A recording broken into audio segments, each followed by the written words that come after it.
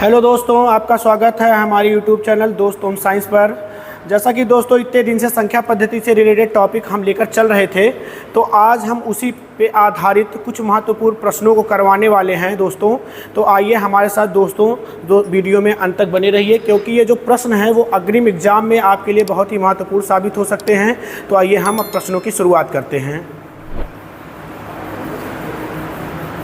तो चलिए दोस्तों, हमने यहाँ पर देखिए अपना पहला प्रश्न ले लिया है इस सीक्वेंस में। देखिए यहाँ पर सबसे पहले चूंकि हमने संख्या पद्धति में श्रृंखला की शुरुआत की थी और उसी पे हमने पहला प्रश्न लिया है। देखिए हमने यहाँ पर लिखा है श्रृंखला 51 + 52 + 53 से लेके इसका अंतिम पद है 100, इसका मान बताना है। अर्थात दोस्तों इसका योगफल हमें ज्ञात करना है। और योगफल ज्ञात करने के लिए हमने यहाँ पर आपको नियम बताया है। ऐसी श्रृंखलाएं क्या कहलाती थी? समांतर श्रेणी में जिसके पदों में अंतर कितने का होता था? 1 का। जैसे 51 52 अंतर 1 का है। या फिर अगला पद देख लीजिए 52 या 53, तो यहाँ पर भी अंतर कितने का आ रहा है? 1 का आ रहा है। तो जहाँ पर सार्वांतर समान रहता है ऐसी श्रृंखला को हम समांतर श्रेणी कहते हैं। और इसके योग के लिए जो हमने सूत्र बताया था दोस्तों, एक बार हम फिर से लिख रहे हैं कि योग बराबर हो जाएगा, हमने वहाँ पर लिखवाया था कि प्रथम n क्रमागत प्राकृतिक संख्याओं के योग का योग जो होता था वो होता था हमारा प्रथम पद प्लस अंतिम पद पूरे का बटा 2। और यहाँ पर क्या होता था दोस्तों? कुल पदों की संख्या, कुल पदों की संख्या। तो दोस्तों यहाँ पर कुल पदों की संख्या अगर हम आपसे पूछें तो बहुत लोगों के दिमाग में ये भी चल रहा होगा कि यहाँ पर कुल जो है पद कितने हैं। अब जैसे अंतिम पद देखिए 100 है, लेकिन श्रृंखला दोस्तों 1 से अगर शुरू हुई होती तो यहाँ पर कुल पदों की संख्या होती 100। लेकिन यह श्रृंखला शुरू हुई है 51 से और कहाँ तक गई है? 100 तक गई है। तो यहाँ पर जो कुल पदों की संख्या हो जाएगी, आप नॉर्मली सोच सकते हैं कि यहाँ पर कुल 50 पद होंगे। लेकिन हमने कुल पदों की संख्या को निकालने के लिए भी एक सूत्र बताया था दोस्तों। तो आइए सबसे पहले कुल पदों की संख्या निकाल देते हैं। कुल पदों की संख्या, और इसका जो सूत्र था वह हमारा क्या था? अंतिम पद माइनस करेंगे क्या? यहां से हम प्रथम पद पूरे का बटा करेंगे सार्वांतर,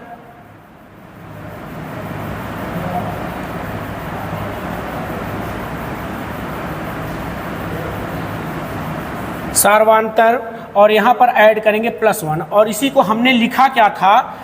L - A पूरे का बटा D +1। ठीक है। तो आइए दोस्तों कुल पदों की संख्या निकाल देते हैं। तो देखिए दोस्तों यहाँ पर L मतलब अंतिम पद, अंतिम पद है कितना? 100।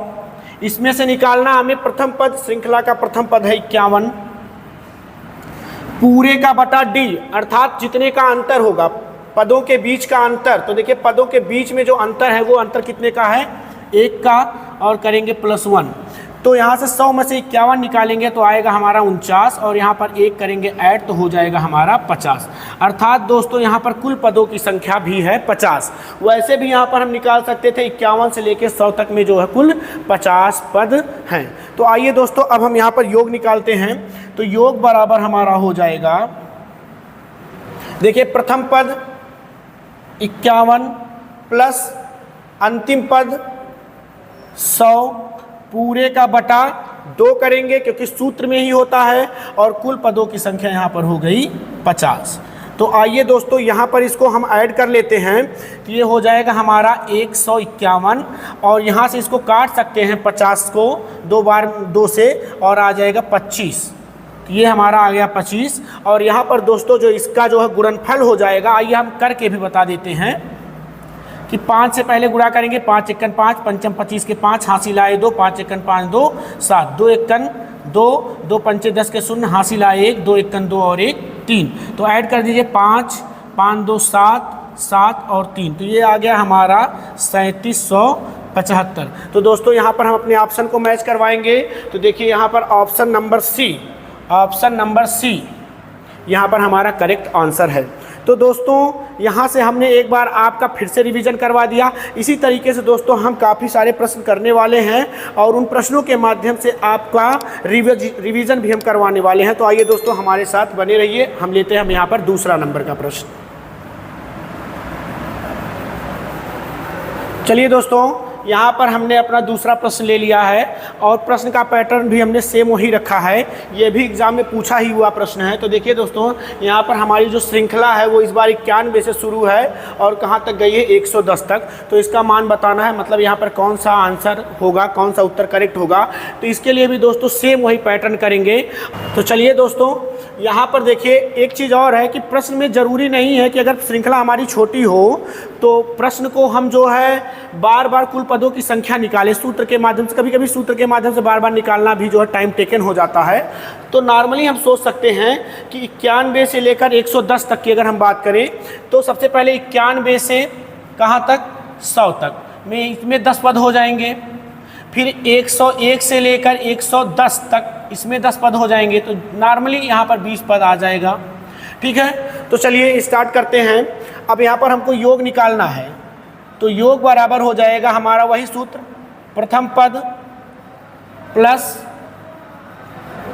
अंतिम पद पूरे का बटा 2 और यहाँ पर हो जाएगा कुल पदों की संख्या,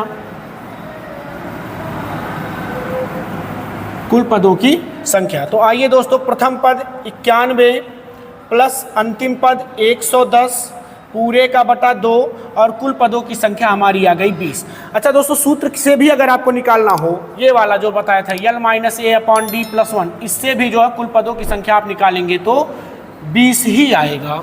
ठीक है, तो चलिए ये देखिए आपका हो जाएगा 201 और गुणे यहाँ से कैंसिल कर दीजिए 10, तो गुणे 10 करेंगे और यहाँ से आ जाएगा 20 10 मतलब 2010 और इसमें हमारा हो जाएगा ऑप्शन नंबर बी। चलिए दोस्तों अगले प्रश्न पर चलते हैं।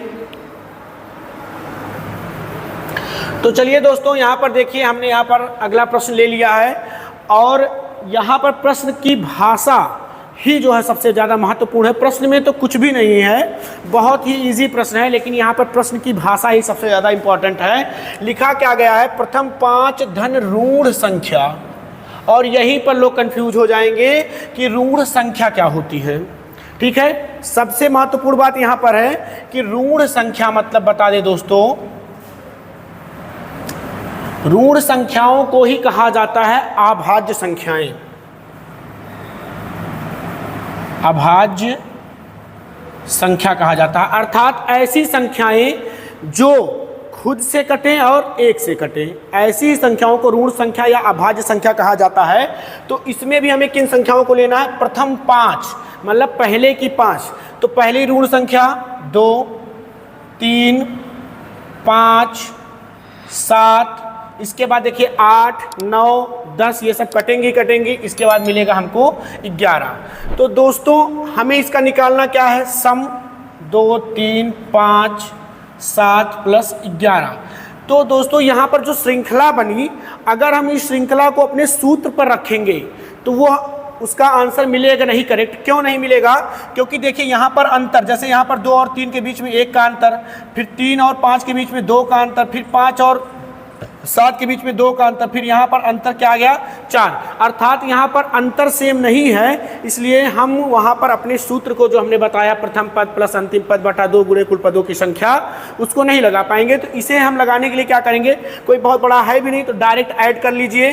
देखिए 11 7 18, 18 5 23, 23 और 3 26, और 26 में 2 ऐड करेंगे तो आपका आ जाएगा 28। तो यहाँ पर कुल आ जाएगा आपका 28। तो यहाँ पर हो जाएगा हमारा ऑप्शन नंबर सी करेक्ट। आइए दोस्तों नेक्स्ट प्रश्न पे चलते हैं। तो आइए दोस्तों, यहाँ पर देखिए हमने अपना प्रश्न नंबर 4 ले लिया है और ये है यहाँ पर 3 के प्रथम 10 गुणजों का योग। तो दोस्तों सबसे पहले हम इस शब्द को डिफाइन कर देते हैं कि 10 गुणज का क्या तात्पर्य है। 10 गुणज मतलब 3 का पहाड़ा आपको कितनी बार पढ़ देना है, 10 बार पढ़ देना है। अर्थात 3 के मल्टीपल्स को ही हिंदी में कहा जाएगा कि मतलब मल्टीपल्स मतलब ही होता है गुणज। तो यहाँ पर हमें 10 गुणज की बात किया गया है। तो 3 के 10 गुणज मतलब 3 का पहाड़ा कितनी बार पढ़ना है, 10 बार पढ़ना है। अर्थात ये हो जाएगा 3। और चूंकि हमें योग निकालना है तो जोड़ते हुए चलेंगे 3 3 एकन 3 3 दूनी 6 3 त्रिका 9 3 चौक 12। इसी तरीके से एकदम अंतिम वाला जो हमारा गुणज हो जाएगा 10वां, वो हो जाएगा 3 गुणे 10 अर्थात 30। तो दोस्तों इसको अब देखिए यहाँ पर अंतर, सब जगह अंतर 3 3 का है, इसलिए हम अपना सूत्र भी लगा सकते हैं योग वाला। तो योग बराबर प्रथम पद 3 अंतिम पद 30/2 गुणे कुल पदों की संख्या की जो बात आई दोस्तों, तो देखिए यहाँ पर 3 के कितने गुणज लिए गए हैं? 3 के यहाँ पर 10 गुणज हैं। कितने गुणज हैं? 10, अर्थात ये आपका हो जाएगा कुल पदों की संख्या। यही आपका हो जाएगा n, जिसको हम कहेंगे कुल पदों की संख्या। कुल पदों की संख्या। जैसे दोस्तों इसी पैटर्न पर अभी आपसे कह देता कि 4 के प्रथम 40 गुणजों का योगफल बताइए, तो 4 के कितने गुणज? 40, अर्थात n का मान अर्थात कुल पदों की जो संख्या हो जाएगी वो 40 हो जाएगी। तो इस तरीके से यहाँ पर कुल पदों की संख्या हो जाएगी 10। आइए दोस्तों इसको काटते हैं, 2 पंचे 10 और 30 और 3 33 गुणे 5 और इसका गुणा करेंगे तो आ जाएगा आपका 165। अर्थात दोस्तों हमारा option number B for ball यहाँ पर हमारा करेक्ट हो जाएगा। चलिए दोस्तों अगले प्रश्न पर चलते हैं। तो चलिए दोस्तों यहाँ पर हमारा क्वेश्चन नंबर 5 है और ये भी प्रश्न बहुत ही अच्छा है और ये प्रश्न है इजी, लेकिन इसका ऑप्शन देखिए आयोग ने किस तरीके से बनाया है। ठीक है, ये पूछा गया प्रश्न है, तो यहाँ पर इसको देखिए स्क्वायर में बना दिया, अर्थात ये डायरेक्ट 4 का square 16, 3 to the power 4 81, 2 the power 3 8 और 5 टू दी पावर 2 मतलब 25। डायरेक्ट नंबरों को ना रखकर स्क्वायर में रखे हैं, तो इसमें थोड़ा सा कन्फ्यूजन क्रिएट हो सकता है। तो आइए सबसे पहले सॉल्व करते हैं और सॉल्व करने के बाद देखते हैं कि हमारा कौन सा ऑप्शन सही होगा। तो प्रश्न क्या है? प्रथम 4 विषम संख्याओं का योग। ठीक है, तो प्रथम 4 विषम संख्याओं की योग में अगर हम ले लें तो विषम संख्याओं में दोस्तों याद रखिएगा कि जो आपकी पहली विषम संख्या है वो 1 है। तो यहाँ से स्टार्ट होगा 1, योग की बात की जा रही है तो जोड़ते हुए चलेंगे 1 3 5 और क्या आ जाएगा अगला 7। प्रथम 4 कह रहा था विषम संख्या, तो प्रथम 4 हो गया। अब देखिए दोस्तों इसको हम डायरेक्ट जोड़ भी सकते हैं और यहाँ पर देखिए अंतर की अगर बात करें तो 2 का अंतर हम अपना सूत्र भी लगा सकते हैं। तो सबसे पहले तो हम सूत्र लगा के आपको दिखा देते हैं कि योग क्या आएगा। योग बराबर प्रथम पद प्लस अंतिम पद बटा 2 गुणे कुल पदों की संख्या। गिन सकते हैं, 4 पद हैं तो 8 और 2 से कैंसिल करेंगे 2, तो यहाँ हो जाएगा 16 और 16। अब देखिए ऑप्शन मैच करवाते हैं।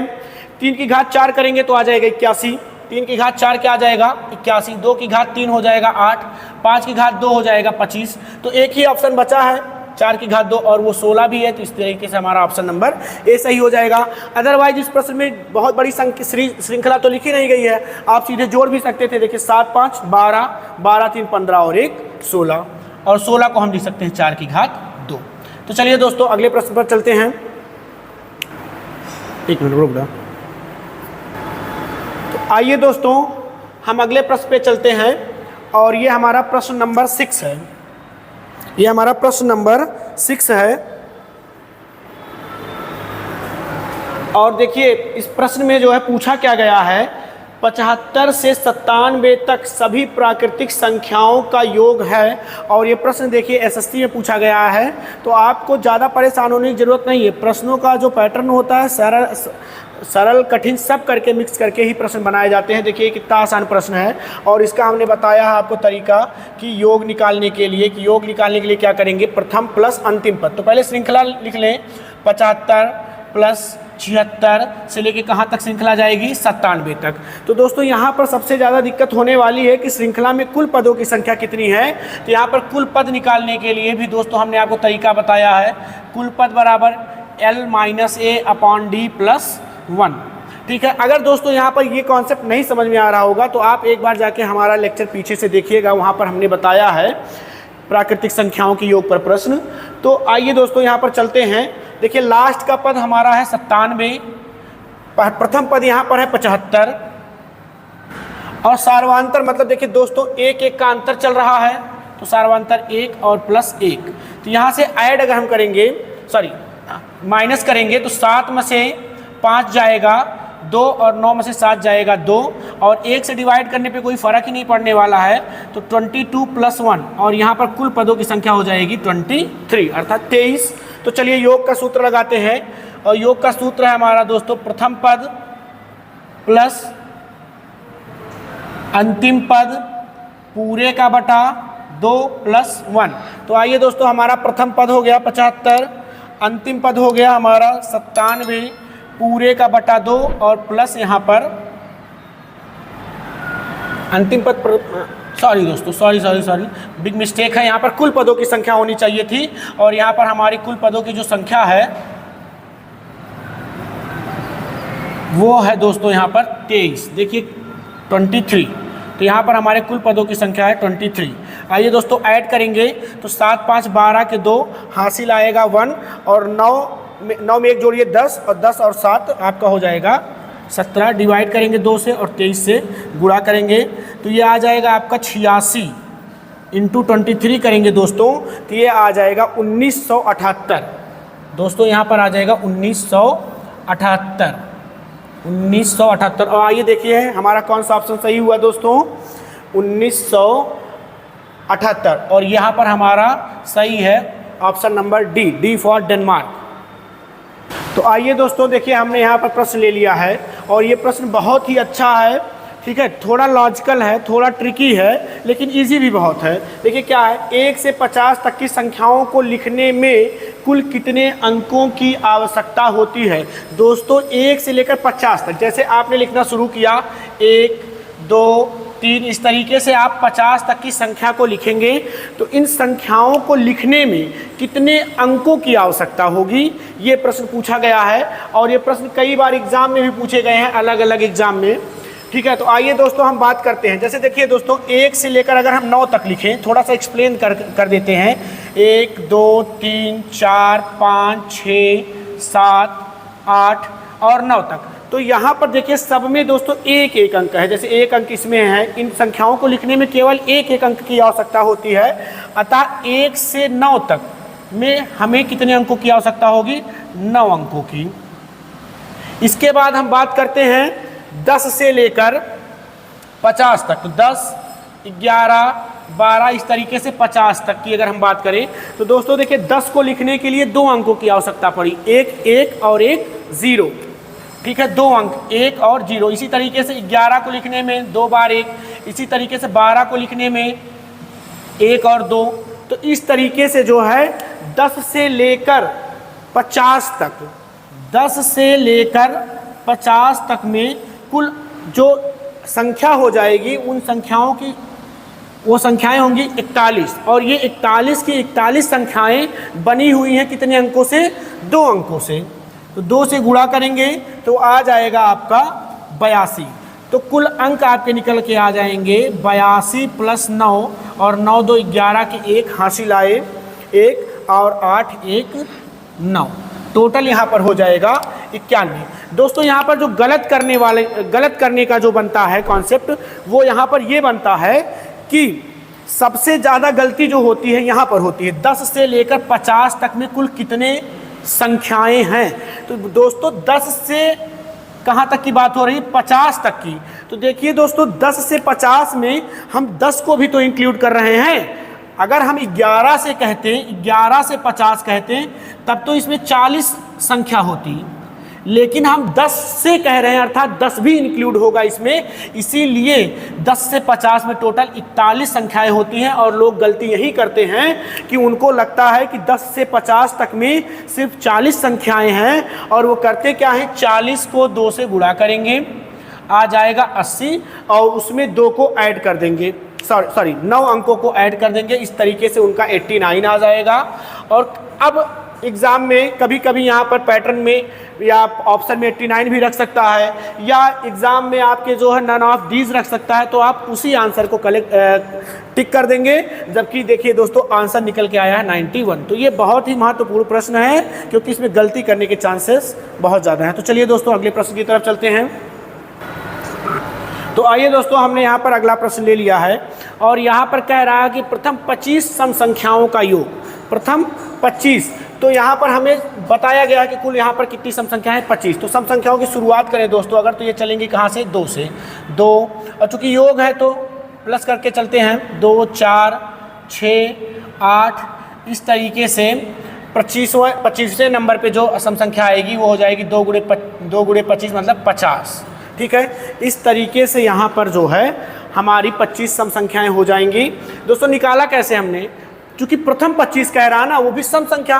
तो अगर आप अंक को, जैसे आपने क्या किया, 25 संख्याएँ 1 2 3 4 से लेके कहाँ तक जाएंगे, ऐसे 25 तक जाएंगे, तो आप सब में 2 2 से गुणा करते चले जाइए। इस तरीके से आपकी श्रृंखला बनती चली जाएगी। जैसे 2 1 2, 2 दूनी 4, 2 3 दूनी 6 और 2 चौक 8 और लास्ट वाला टर्म इसी तरीके से हमारा 50 आ जाएगा। तो यहाँ पर हमें इसका योग निकालना है, तो करेंगे क्या, वही सेम अपना जो है सूत्र यूज करेंगे। योग बराबर प्रथम पद प्लस अंतिम पद बटा 2 और गुणे कुल पदों की संख्या। तो दोस्तों वैसे तो प्रश्न में ही बोल दिया गया 25 सम संख्याओं का योग। ऐसे में दोस्तों देख लीजिए, अगर कभी कभी मान लीजिए ऐसे श्रृंखला लिखी गई, ये नहीं बोल रहा है कि प्रथम 25 सम संख्याओं का योग निकालिए, तो हमें 2 से 50 तक में कितनी संख्याएं हो जाएंगी। तो दोस्तों देखिए 50 तक चलने में, चूँकि हम जानते हैं कि क्रमागत संख्याओं में अल्टरनेट मतलब एक पद छोड़कर सम संख्या और एक पद छोड़ के विषम संख्या आती है। जैसे हम कहें 1 2 3 4 5 6, हमने संख्याओं को सिर्फ 6 तक लिया। अब 6 तक में देखिए 3 सम संख्या मिलेंगी, 1 2 3, और 3 ही विषम संख्या, मतलब आधा आधा होता है। तो 6 तक की संख्याओं में 3 सम 3 विषम। वैसे ही 50 तक की संख्याओं में दोस्तों 25 सम हो जाएंगी और 25 विषम। 25 सम और 25 ही क्या मिलेंगी हमें, विषम। इस तरीके से भी हम निकाल सकते हैं, नहीं तो हम अपना वो सूत्र लगा सकते हैं L-A/D+1। तो आइए दोस्तों यहाँ से इस तरीके से हमारा कुल 25 पद हुआ। आइए इसको हम ऐड करते हैं, 50 और 2 52 बटा 2 गुणे 25, और यहाँ पर हो जाएगा 26 बटा 2 गुणे 25, और कैंसिल आउट करेंगे तो आ जाएगा 13 और 25। आइए मल्टीप्लिकेशन कर लेते हैं, इजी मल्टीप्लाई है। 3 25 15 के 5, हासिला 1, 3 दूनी 6 1 7, 1 पंचे 5, 1 दूनी 2, तो ये आ जाएगा 5, 7 5 12 के 2 और 2 1 3।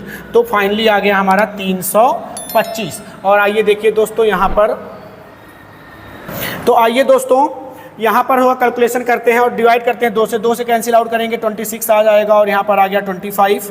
और इसको जब दोस्तों हम मल्टीप्लाई करेंगे तो हमारा मल्टीप्लिकेशन आ जाएगा 25 20 पे 500 और 25 छक्का 150, हमारा आ जाएगा 650। दोस्तों यहाँ पर आप मल्टीप्लाई करेंगे तो आपको आएगा 650, मीन्स ऑप्शन नंबर ए हमारा सही हो जाएगा। चलिए दोस्तों नेक्स्ट प्रश्न में चलते हैं।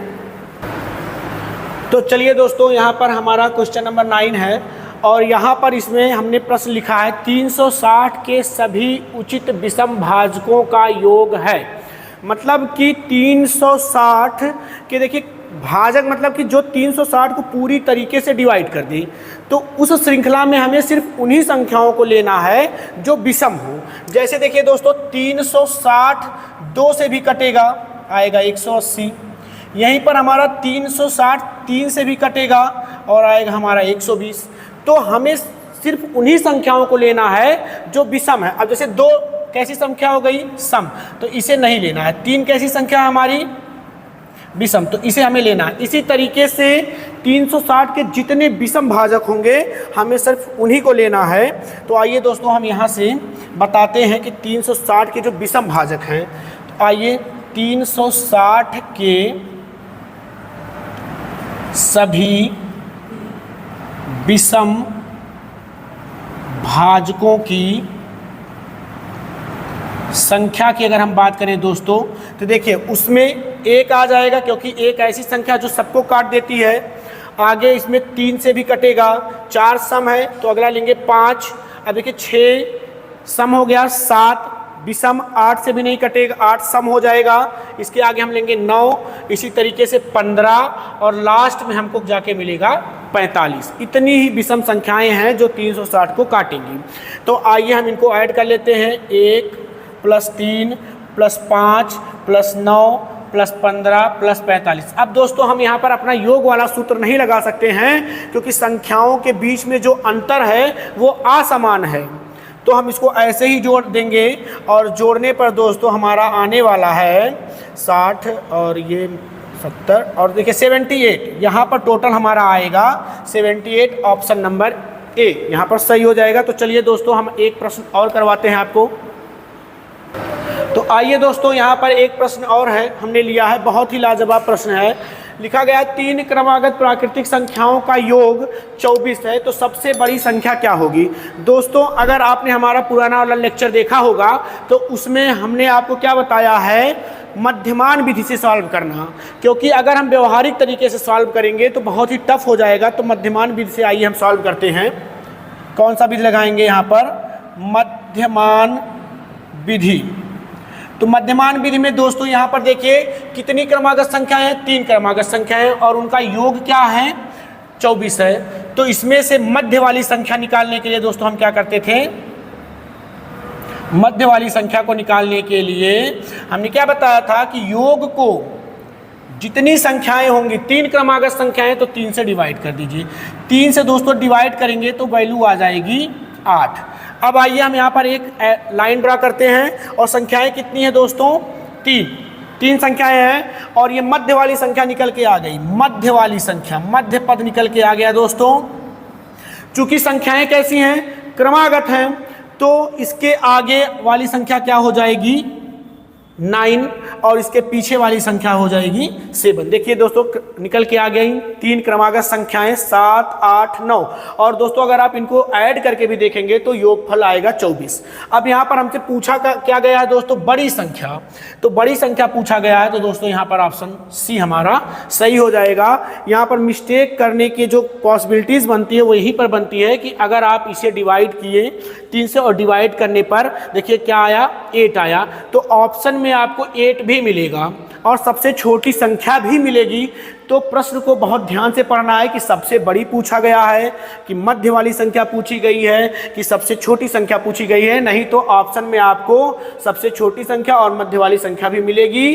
तो आप यहाँ पर जल्दीबाजी में गलत कर सकते हैं। तो दोस्तों इसी तरीके से हम प्रश्न करवाते रहेंगे, जैसे जैसे हम टॉपिक अपना पढ़ाते रहेंगे वैसे वैसे हम इससे रिलेटेड प्रश्नों को भी करवाते रहेंगे दोस्तों। तो इसी तरीके से आप हमारे साथ जुड़े रहिए, हम आपके लिए जो है ये प्रश्न लाते हैं और तो इसी तरीके से आप हमारे साथ बने रहिए। हम आपके लिए जो है इसी तरीके से नए नए जो है क्वेश्चन आंसर सेशन लाते रहेंगे। हमसे जुड़ने के लिए दोस्तों आपको कुछ भी नहीं करना है, बस आपको सब्सक्राइब कर लेना है चैनल को, वीडियोस को लाइक करिए और कमेंट करके बताइए कि आपको सेशन कैसा लगा। दोस्तों आज के लिए बस इतना ही है, थैंक यू।